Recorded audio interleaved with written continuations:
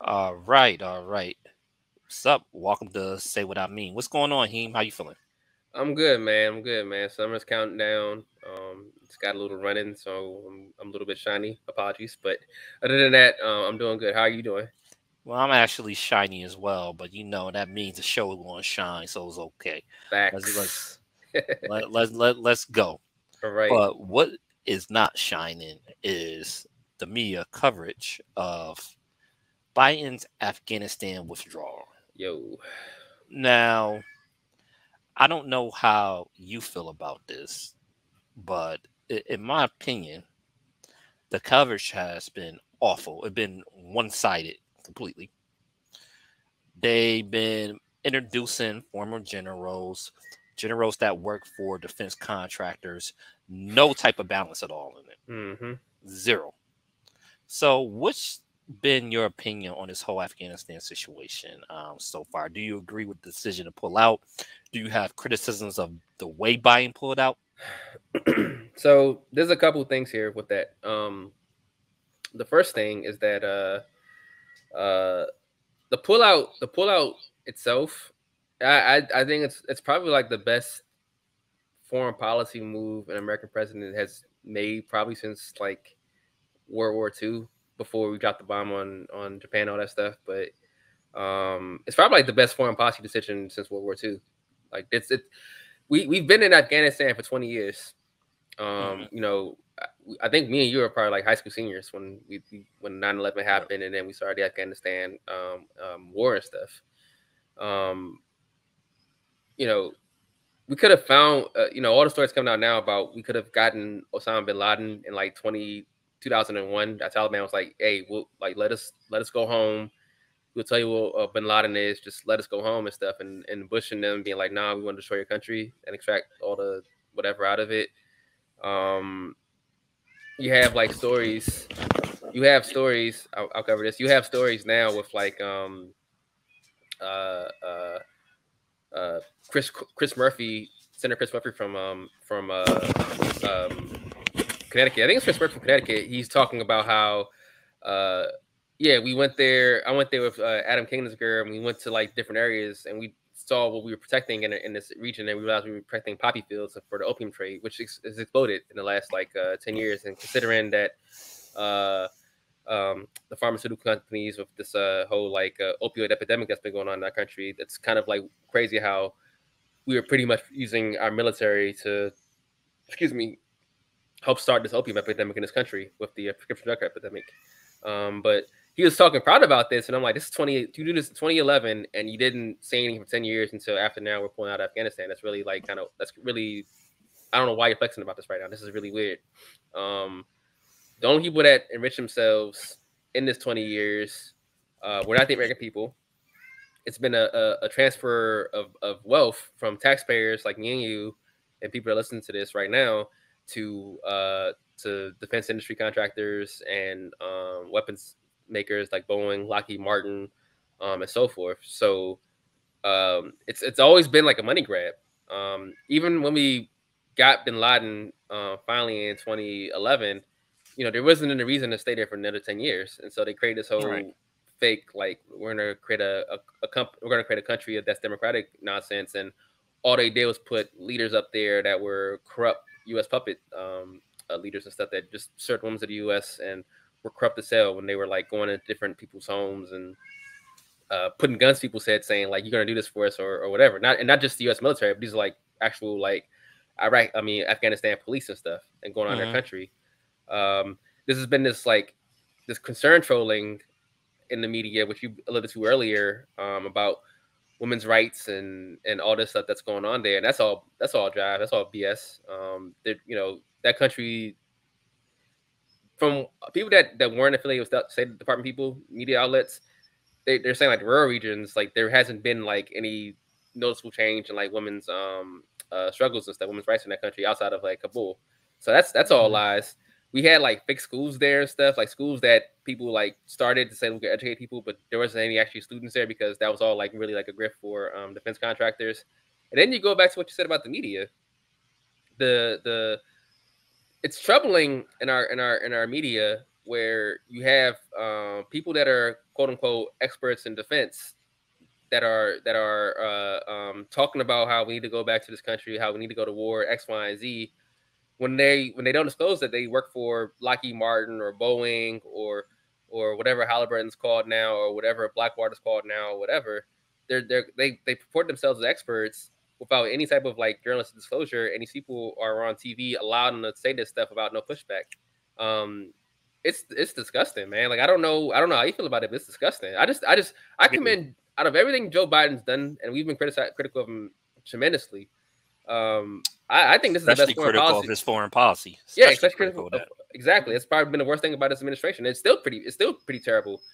Leaving Afghanistan is the best foreign policy move we've had since the end of the World War II. I don't see any other way around this, and it's been something. And he's been bold about it, man. He's been on some like, nah, we're doing this.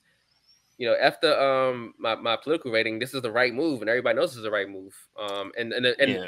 And one more thing too. I don't know if I sent this to you, but like uh the coverage of Afghanistan over the last like 5 years on like the primetime shows on cable networks, I think it was like 24 minutes a year. Something like that. Yeah. Something really like low and minuscule. Yet now all we have is concern trolling about a country that none of these people have actually cared about since pretty much since like 2011, outside of like seeing like Richard Engels like State Department reports or covering like bombings and stuff, but nobody's really cared about. Um, yeah, man, like y'all didn't care about us for the last like 10 years, but now you want to like concern troll and tell us that this is the worst thing ever and this is embarrassing. I am troubled by the commitment to withdraw, to pull people out of the country, but shoot, as you've been seeing now, like they've actually been going crazy with like getting people out of the country. Right. Foreign nationals, Americans, and people that work for the Afghanistan that work with the American government in Afghanistan, they're Afghanistan nationals. So Right. yeah, man, this is like to me, this has probably been the best move of the Biden administration by like a lot, and it's probably one. Like I said, it's one of the best foreign policy moves we've made as a country since World War II, pretty much. And I'm probably being generous about this. I need to go back even further, but I'm just saying World War II for now. But you can probably go back further than that.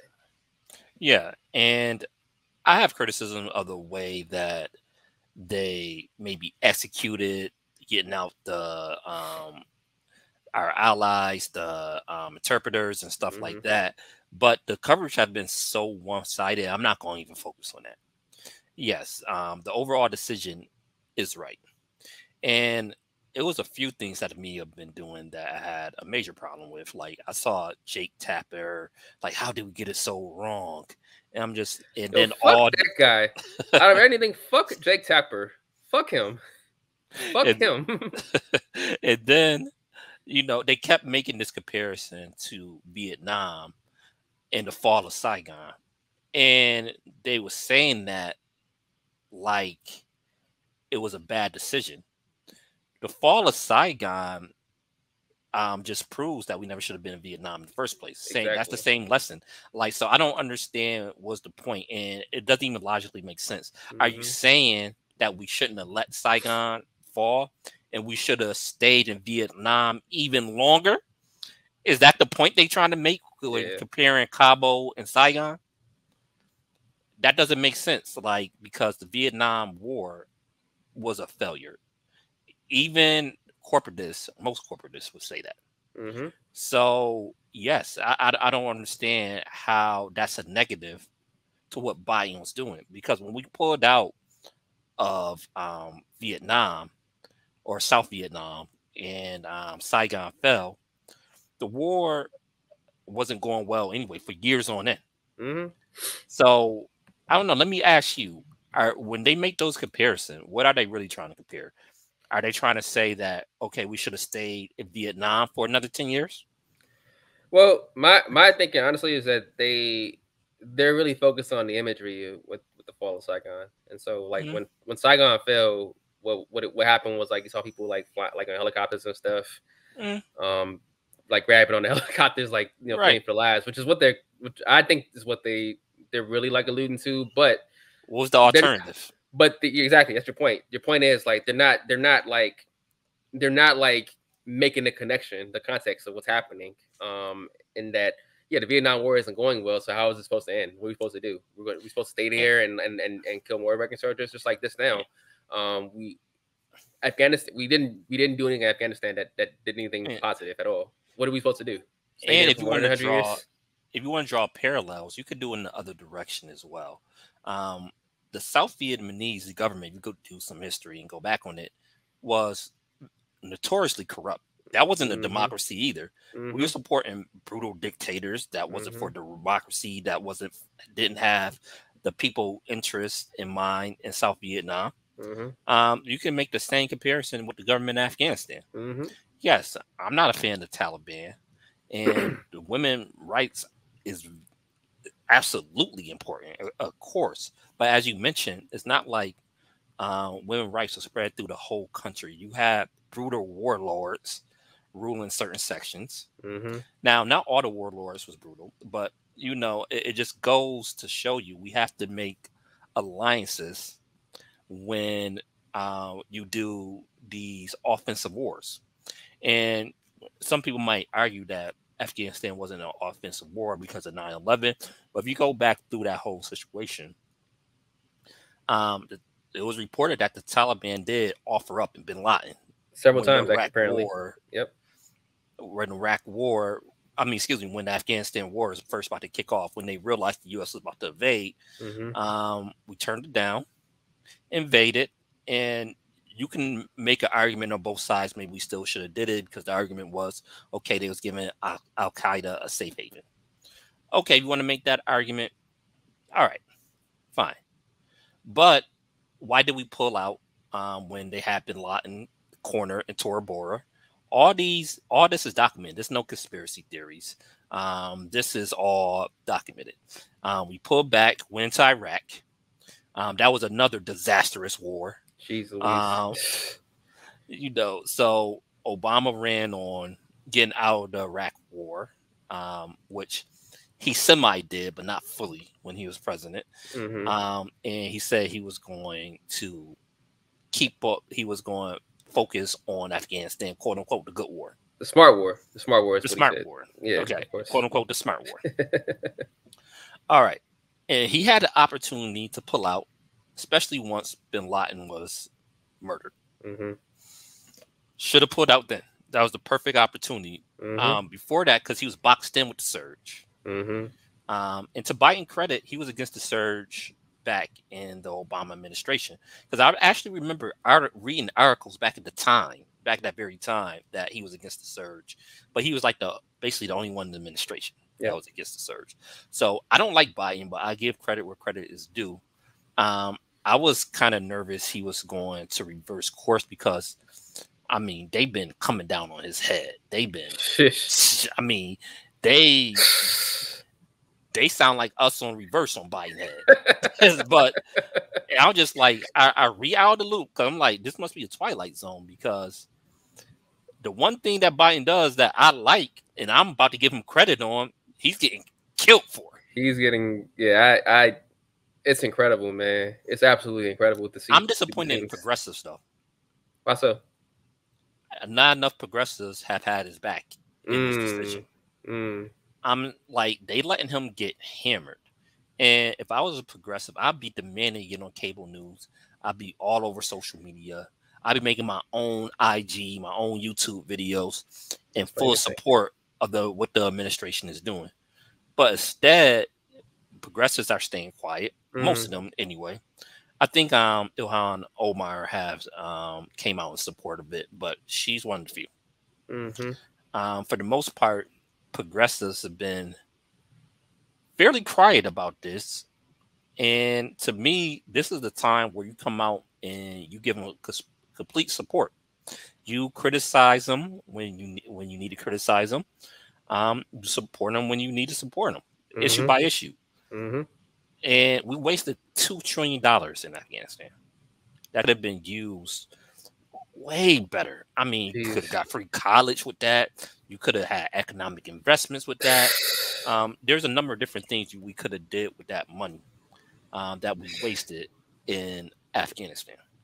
Yeah, and the thing is that money didn't go to the Afghanistan, the nation building, as we were saying back then. It didn't go to reforms for women down in that country to make their lives better. It didn't do any of that. That money was literally going to defense contractors to line their pockets for the most part. Right. And my concern is this. I'm going to ask you a question. This is my biggest concern. Do you think the criticism that Biden been getting is going to cause most politicians to move right in when it comes to offensive wars in the military industrial complex, move even further right than they already were?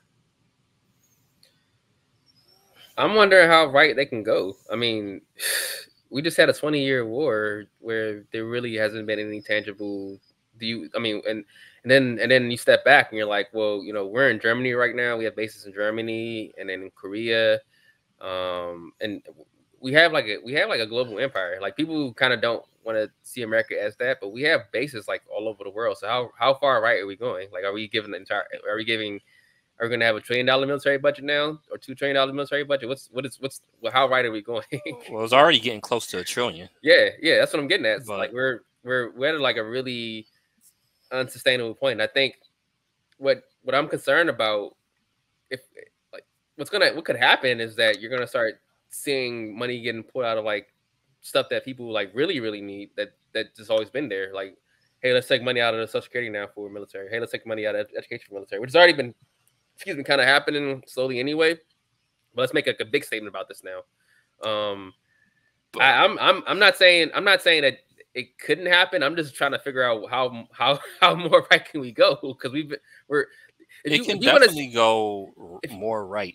If you want to sit here and think about it, like the only thing America really exports in this country, like in 10 scales weapons, is military weapons. That's it. That's like that's our industry. That's all we have. Like we don't even make beer anymore. Like we don't own beer anymore. Like you know what I mean? Like in terms of like mass international beer or whatever. Like we make weapons. Right. And that's all funded by taxpayers. This is why I say it could go right. I felt like we was coming out of the 9/11 mindset. You remember when you were looked at crazy if you didn't support the war in Iraq, if you didn't support us going in there. And if you questioned the decisions that Bush and Cheney, Rumsfeld was making, you was basically an enemy of the state back then. That's true. And I felt like slowly we was coming out of that mindset. Not completely, but I thought it was trending more left. But and before the media did what they did and Biden pulled out, support for getting out of Afghanistan was high. Now, currently, still more people support getting out of Afghanistan than support staying. However, Biden approval rating then got mollywopped. Yeah. His approval rating with handling Afghanistan is only like at 25% or something like that. It's something crazy low. And with the 24-hour propaganda the media have been running against this decision to pull out, I feel like the direction is going more right, similar to what been happening with police reform. I feel like there was some momentum towards it, and then what they used rising crime rates to basically squash momentum for police reform, where it doesn't even get mentioned anymore now. And I feel like that direction is going more in the right direction, back to tough on crime type of policies than it was before with more reforms. So that's so the point now. Like even down here, like we got the Virginia's governor's race coming up, and Terry McAuliffe is running. I fund up police ads. Like that's what he's running on now. Like against why won't he disappear? Like he's been in politics forever. I'm sick of him. I am too. I'm thankful I don't live in Virginia, but I am too. But to your point, the only way I can see that happening, we have to figure out what the stable is for Joe Biden, what it's like, whatever his balance is. But if they can pass like these infrastructure bills and people start seeing like tangible values in their pockets, like actual benefits and stuff, I can actually I can see this all like kind of like leveling out and kind of going back to his favor again, because I honestly don't think Americans have an appetite for war. I think the media does because of who's paying them. But I think there's been a disconnect between what's going on in Washington media versus what's going on with the rest of the country. And that's been a case for a very, very long time. So I think that's all happening now, and it's like a snapshot right now. What's happening, and I also think that the biggest thing, what people were really upset about, was the images of like people falling off planes and stuff. I think that's what kind of like got people like this is upsetting. But then the irony is that people are upset about that, but they don't want the refugees, Afghanistan refugees in their country, And, in their communities I anyway. make it So even deeper point than that because people a lot of times don't think beyond just what in the headlines or what they see because we all have busy lives. It's hard. yeah, But yes, that's chaos. But you don't think this whole war been chaos? exactly. You don't think drones dropping on whole villages On is weddings, chaos? people are out there celebrating their weddings, and the drones and dropping a hit. You don't think double taps are chaos? And for those people that don't know what double taps is when you drop a bomb, when people respond to clean up the area, you come back and drop it again. Mm-hmm. And most people killed in that are civilians. Mm-hmm. And you create more terrorists, you create more people that hate America. That is chaos as well. Mm-hmm. You don't think having to be in partnership with a warlord who use young boys as basically sex slaves is chaos? Mm-hmm. And some of those was our partners. Again, not every single person is, because sometimes that can be overstated. But again, we had to make certain allies in these situations. So you have a lot of people there in that we have alliances with that don't have pure intentions, severe corruptions. How much money did the Afghanistan president run off with before he escaped the country? We don't even know, but we know it's a lot. We know it's a lot. Right. So we've been training this army for 2 decades, Mm-hmm. and they couldn't even hold up for 90 days. I'm just saying. So do Jake Tapper and them think if we would have stayed, I don't know, another 5 years, another 10, how much different would it be? They generally aren't. They generally aren't serious people, man. Like that's the only way I can kind of put it. Jake Tapper, for instance, is like a. It's like a. I mean, he's a McCain stan, so kind of like you got to remember that. Like he's a John McCain stan, and Yeah. he can't see past like any of that stuff. They're not serious people. Like they're not serious people, and then you have to also understand that the people that are on these like corporate boards for these media outlets, the CNNs, MSNBCs, Right. even Fox, and even NPR, who like donate to them and all that stuff. NPR just been just as bad. Exactly. I've been listening to their coverage. Yep. Exactly. You know, these people have money in these different industries. They have money in the military and the industrial complex. They want to see stuff going. They have interest in keeping keeping these dollars coming in, man. This is like what it's kind of all about to me. So when you make a statement, when you have the U.S. military, you have the U.S. Army, U.S. Marines, and so forth, protecting heroin, opium, poppy fields for heroin, the heroin trade, which has skyrocketed the last like 15 years and has led to like a heroin epidemic in our country.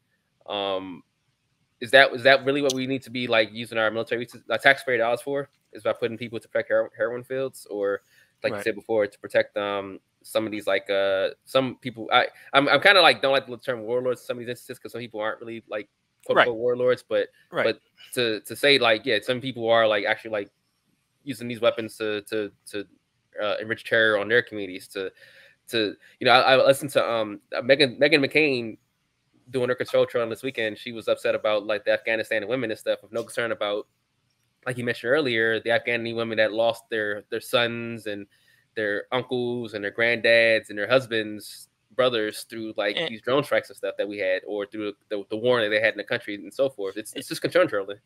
right. And I used to work at the VA, so I used to do disability claims for veterans that came back with all sorts of incidents.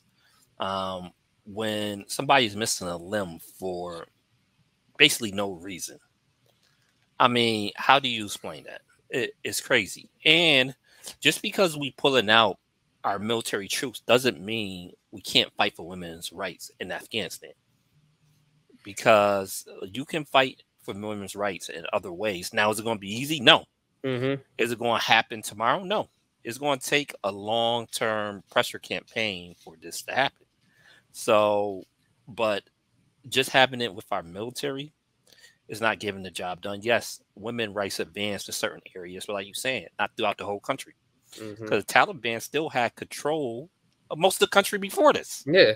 before Biden even came in office. Yeah, man. And to give, I can't believe, to give a little bit of credit to Trump, they, with his administration, negotiating the peace, the ceasefire with the Taliban was the right decision as well. Yeah. It was the right decision as well, because they had all the country that they lost, all the land that they lost. The Taliban been regained most of those areas a while ago. Mm-hmm. I mean, this is not a new phenomenon. Mm-hmm. So I think what they are they saying we need to go back to all-out war in Afghanistan to regain the whole area. What was the plan? They don't have They don't have any. They don't have any. There's no real thinking behind this, man. Like because again, they didn't cover Afghanistan for like the last however so long. They didn't care about Afghanistan. It wasn't an issue at all. Shit, like when we pulled out of what was it when we like screwed the Kurds over a couple of years ago, there was like literally no coverage for that. You know what I mean? Like we just like, what are we talking about here? Like y'all don't really care. You don't. It's just fake concern trolling. And the same thing. Same thing happened in Syria, where the media was itching for us to go to war with Syria, or bomb, or take out Assad. And again, who's going to take over after Assad? And some of those anti-Assad forces were just as bad, not as bad as he was. Mm-hmm. So look at Libya. I was going to bring that up. Yeah, man. And I was going to bring that up because they saying, "Oh, our allies is urging us to stay longer." I don't give a damn. Our allies pressure us to do an air campaign and take out Gaddafi in Libya. And look how, and like, I'm not a fan of Gaddafi, but look how the country turned out. Mm-hmm.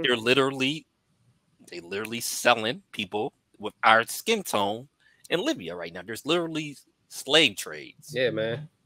In Libya because of that right now. Mm-hmm. So Libya is a failed state. Mm-hmm. So again, my thing is, what is the plan? Who's going to take over after? Is it going to be a government that really going to serve the people? Do the people support the government? Is it going to have any type of real legitimacy? Exactly. For the majority of people in the country? If not, we should stay out. Yeah. Yeah, we have to stop. Since the Cold War ended in 91, America's been looking for somebody to fight. That's the best way I can kind of like put it. Since the end of 91, America's been looking for something.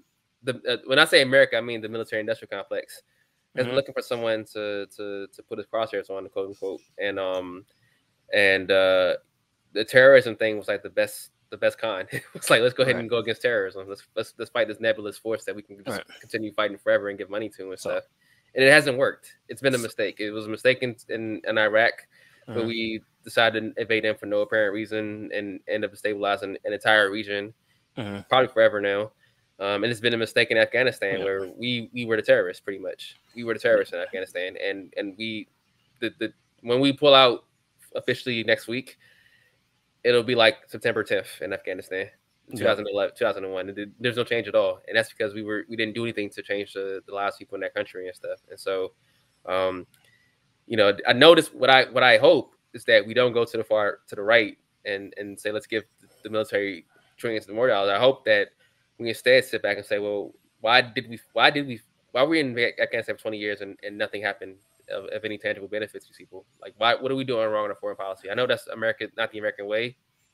It's to admit defeat. And the one criticism I will make of Biden is that, we could have probably did a better job of negotiating with Taliban, like face to face, like in person to person, try to get more stuff out. But we can't do that because we can't surrender as Americans. That's just not our way, I guess. But I do think that we need to step back and like really look at our how we handle things geopolitically. And I don't think that that will happen because that's just not the way that the media is trying to run the game right now. And I know that's not. I know even though I'm agreeing with what Biden's doing and pulling out, I know that's not his MO at all. or the industrial complex at all. But we need to start really sitting down and thinking about why the hell are we like if we, let's step back for a little bit. I know this was going to sound like weird, but America hasn't won like a conflict against that we've been in for more than like a couple of like months, probably since World War II. Like we've been in Vietnam, we failed there. The Iraq War was a failure. We don't do really good in the wars anymore, so there's something wrong here. So let's step back and like say, well, why are we going to war when people aren't trying to we can find other ways to do stuff. So I I think don't the know. military do well in wars against traditional armies. They do well. Hmm. It's the nation building part that we fell at. That's really what it is. Okay, you got rid of the Taliban. Okay, what you do? What do you do now? Because we made a lot of progress in Afghanistan military wise when we Yeah. first invaded. But okay, what you gonna do after that? Hmm. It's the nation building part that's really troublesome. Same thing with Iraq. They got rid of the Iraqi army like quickly. Yeah, I know. They ran through that. But again, the occupation, But that's the hard part. That's a that's the guerrilla problem. war. That's the problem though, because we're not Mhm. we like look at what happened after World War II. We went into Mhm. like Germany and Japan and we gave them money and we helped build those countries up. And what are the lessons that there's obviously like something wrong with lessons from there and here. Maybe it's because those are like they say white countries that we help them kind of like find a way again, whereas these countries were just kind of like I don't know. We're not letting these people stand on their own 2 feet or something like that. I don't know what the situation is, but we're Well, obviously something's not right about what happened after World War II versus what's going on now with like our occupation in these countries. So I don't know. well, well, You're more history it's person than I do, so you can walk me through that. well. I'm not saying I'm an expert on it, but I just think it have to do. You can't really force certain types of governments down people's throats, and Hmm. beyond that, it depends on who you put in charge. That's true. All the leaders of Afghanistan that we put in charge been extremely corrupt. Um, Similarly with Iraq, the leader's been weak. There's inner conflict that certain groups been oppressed for so long that sometimes you have to deal with damn near civil wars. Especially like in Iraq, you had the whole Shiite and Sunni Right. conflicts, geopolitical with Iran being right there. Hmm. Um, so it's just like, all right, there's a lot of variables you're not taking into account when you're doing this. And was the purpose ever really to install a successful democracy, or was it just to gain resources Bingo. there in the first place? Yeah, that was it. Was That's it always been to the key. Yeah, was it really to rebuild Iraq into a great country, or did you really just want oil? Was it really to rebuild Afghanistan to a great country and have a true representative democracy, or was it to get the materials we need for our laptops and our cell phones or opioid? Yeah. So, see, the the multinational corporations have a big part in these conflicts. Like you said, the defense contractors, so it's big money too. So the incentives is all there. Mia get paid too because they get so the incentives is all there for forever war right now. I mean, we don't even mention the countries that we still dropping drone bombs on right now. Yeah. Yep. So it's just I don't know. It's just I'm just fearful that we move into the right in so many areas right now. And this was the time for progressive policies to really um, shine and really take root here in America. And I guess since the Bernie campaign collapsed, it just, I don't know, I haven't been liking the direction of progressive movement so far. And that gets us into our next discussion that we're going to have next week. Because next week, I definitely want to get into the Congressional Black Caucus um, and their failures. Because I think the one good thing about our friend Joe Manchin and our friend Krista Cinema, is that they showed us it doesn't take a lot to accrue leverage. Two senators is holding up almost everything. Yeah. Now, the Congressional Black Caucus, even beyond this cycle, have a lot of sway. They can basically push, they can make or break almost anything in the House. And now, would they be able to get everything that we feel like we need as a community? No, but they could get a hell of a lot more. Mm. And we're going to talk about why they're not using their leverage to get certain things. Have you ever heard the CBC threatening to withhold key votes for important legislation to get some of our agenda passed? No. I No. never heard that either. No. Now, next week, I want to get into why is that the reason. I think some of it is that a lot of the members is corrupt. Some of it is that some of the members might not be corrupt, but they really didn't drunk the Kool-Aid about, you know, about the capitalist agenda, Yep. about, that's all. If I take money from these big corporations and these organizations, that's what best to rebuild our neighborhoods. And some of them really think that's the case. And to me, that's cool too, but you still can use leverage to make that even better if that's your ideology. You know what I'm saying?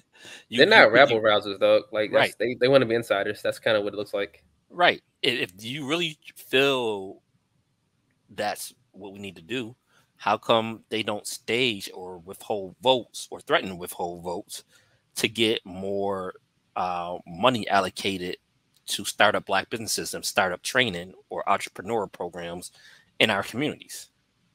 More money. I'm not saying that you have to. I'm not saying that they don't do anything, because of course they do some stuff behind the scenes, and certain stuff get into legislation, but they could be doing a hell of a lot more. Yeah, But sure. that's a discussion. That's a whole show right there. Yeah, I agree. That's gonna get me in my feels, man. Because yeah, that I've being in DC and seeing the CBC like this is we probably be having the CBC normally like the CBC weekend. We coming up in a couple of weeks down here and stuff, and it's just a backslapping celebration of people slapping themselves in the back for not doing anything for another year. So I can't wait to have that conversation.